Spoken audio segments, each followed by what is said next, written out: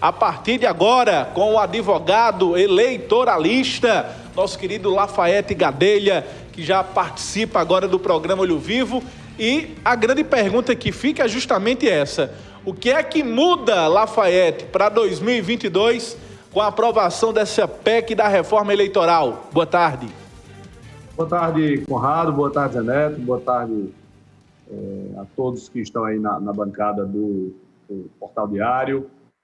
Boa tarde especial a todos que nos escutam por esse excelente sistema de comunicação. Não muda muita coisa, não, Zé Neto, porque as coligações elas já foram extintas, as coligações para as eleições proporcionais já foram extintas desde 2017. Então, nós experimentamos isso nas eleições de 2020, isso porque nas eleições de 2018 ainda não houve a emenda à Constituição que proibiu as coligações, deixou isso para as eleições de 2020, e isso já não acontece mais. A gente experimentou isso nas eleições municipais, em que os partidos não puderam se coligar para formar suas chapas de vereador, apenas para formar as chapas de prefeito. Então, não vai mudar muita coisa. Existia uma tentativa de fortalecer caciques eleitorais, em alguma medida, fortalecer partidos grandes, primeiro com o voto distritão, né, o famoso voto distritão, seria basicamente o voto majoritário para as cadeiras do parlamento.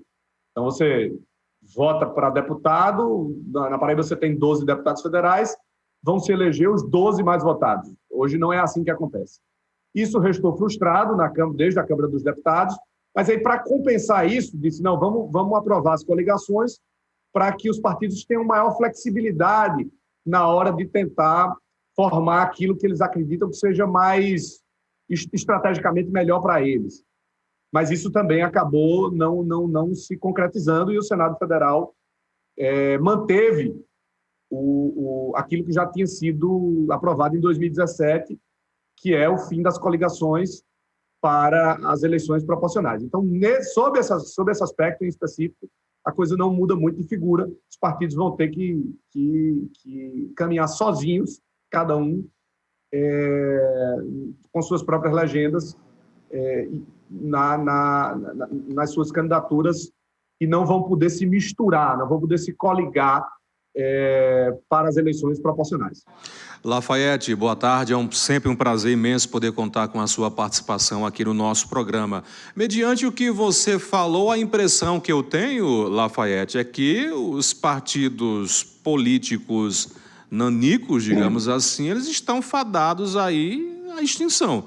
Porque aí é um tipo, sem a volta das coligações, que se fazia aquela sopinha de partidos durante as eleições proporcionais, favorece basicamente os grandes partidos, os caciques da política. Mas aqueles partidos pequenininhos que tem pelo Brasil, tentando um espaço na política, um espaço no poder público, eles praticamente, com esse não retorno das coligações, eles estão praticamente fadados à extinção. Você tem esse mesmo entendimento ou não?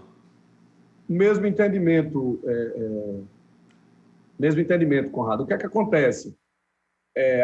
Como existia uma liberdade muito grande para a criação de partidos no país, hoje a gente já tem uma cláusula de barreira em vigor e que já está operando. É evidente que ela tem uma regra de transição e ela só estará plenamente em vigor e assim, com toda a sua formatação de potência, salvo melhor juízo, em 2032, e ela já é um inibidor da criação de partidos.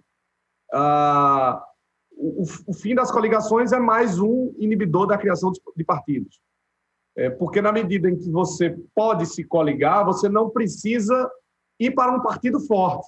Você pode continuar no seu partido, que é um partido pequeno, que é um partido que representa não muitos nichos sociais, que é, digamos assim, um partido seu, uma espécie de cartório que as pessoas têm, e você pode continuar ali, porque quando chegar a eleição você pode se juntar com outro partido e aí ter voto suficiente para poder ganhar a eleição.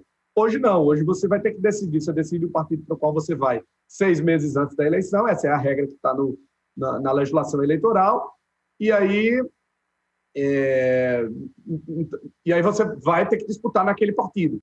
Como o partido não pode mais se juntar, não pode mais se coligar, você ou vai ter que chamar gente para o seu partido, vai ter que chamar mais candidatos para você ter número de votos suficiente para atingir o quociente eleitoral, ou então você vai ter que ir para um partido forte. Então, isso tende a acabar um pouco os partidos. E por quê? Qual é a lógica da criação desse mecanismo, Conrado? Talvez já respondendo a uma pergunta que fosse de vocês depois. É que a gente tinha no país mais de 35 partidos, já deu uma diminuída, mas é mais de 30 partidos, pelo menos. E é impossível você ter, num país como o Brasil, nada obstante a grandeza territorial do país, 35 representações ideológicas, 35 representatividades da sociedade. Os Estados Unidos, que é um país tão grande quanto o Brasil, maior, inclusive, né, do ponto de vista geográfico, ele tem apenas praticamente 2 partidos. É evidente que você tem outras conjugações, outras agremiações, mas oficialmente você só tem democrata e republicano. Então, no Brasil, isso era uma criação, isso era uma ficção política que, evidentemente, não poderia mais existir. Então, o que é que o legislador escolheu, na verdade, o Constituinte, inclusive, o que é que o Constituinte escolheu para acabar com aquilo que ele entendia como uma prática ruim para a política brasileira? Ele primeiro criou a cláusula de barreira, que diz o seguinte: olha, se você não atingir um número de votos X, você vai perder fundo partidário, você vai perder tempo de televisão e você vai perder algumas regalias, ou não regalias, mas alguns direitos que são previstos para os congressistas no parlamento. Então, no final das contas, esse partido praticamente não vai existir, porque não vai ter dinheiro, não vai ter tempo de guia e também vai asfixiar praticamente a sua representatividade no Congresso Nacional. E o segundo fusível foi o fim das coligações. Lafayette, me parece que também teve uma flexibilização em relação ao fundo partidário, que o dinheiro que, no final, quando fosse prestar as contas, o dinheiro que não foi gasto, parece que ele voltava para os cofres públicos, e agora eles continuam, o que não foi, o que sobrou, digamos assim, eles não voltam mais para os cofres e fica agora com o partido. É assim que vai funcionar? Isso, certamente, Conrado. Foi mais ou menos nesse sentido a aprovação do Senado Federal. E outra coisa mais importante em relação ao fundo partidário é que agora há um incentivo para que os partidos coloquem em seus quadros como candidatos negros e mulheres. Porque se eles assim o fizerem, se o número de candidatos negros e de candidaturas femininas for muito grande, eles terão um incentivo maior, eles serão contados em dobro. Porque o valor que você recebe do fundo partidário é contado de acordo com o número de votos que o partido recebe. E se você vai ter candidatos negros e candidatas mulheres, os votos desses candidatos negros e dessas candidatas mulheres, eles serão contabilizados em dobro. E de sorte que o fundo partidário vai aumentar nessa circunstância. Então, de fato, isso aí é uma medida plausível e que merece aplauso, porque a gente tem uma representatividade no Congresso Nacional ainda muito pequena de negros e de mulheres.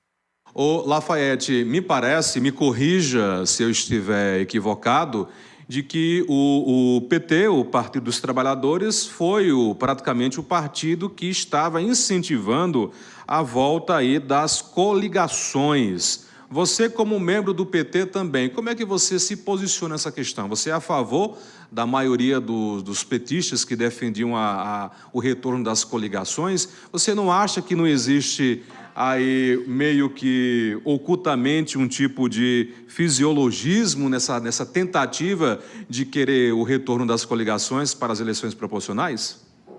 Conrado, primeiro que acho que vocês já perceberam, eu estou muito afastado da vida política e da vida partidária. No entanto, a minha posição pessoal é de sempre fortalecer a instituição partidária.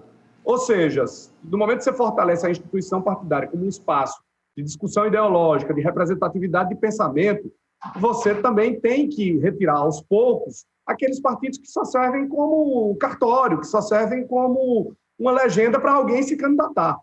Então, se você é a favor de partidos fortes, de partidos vigorosos e que efetivamente representem expressões da representatividade popular, que representem ideologicamente alguns espaços da sociedade, nós precisamos ter menos partidos, porque não é possível que você tenha 35 ideologias no país. Você tem mais de 30 pensamentos diferentes, pensamentos políticos, econômicos, enfim.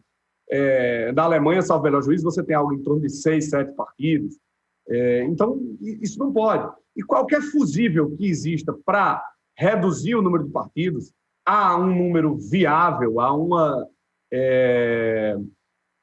quantidade razoável, eu sou a favor. Então, eu acho que o fim das coligações é algo salutar e também acho que a cláusula de barreira é algo salutar. É evidente que você pode, qualquer medida que você for tomar, provocará uma distorção. Não existe nenhum sistema político perfeito.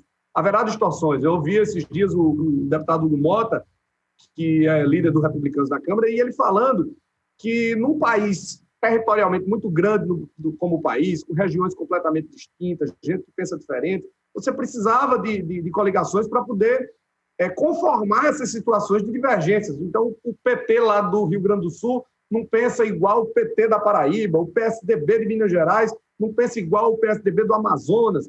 As coligações seriam um mecanismo, uma ferramenta de conformar essa divergência de pensamentos em razão da pluralidade decorrente da imensa territorialidade brasileira.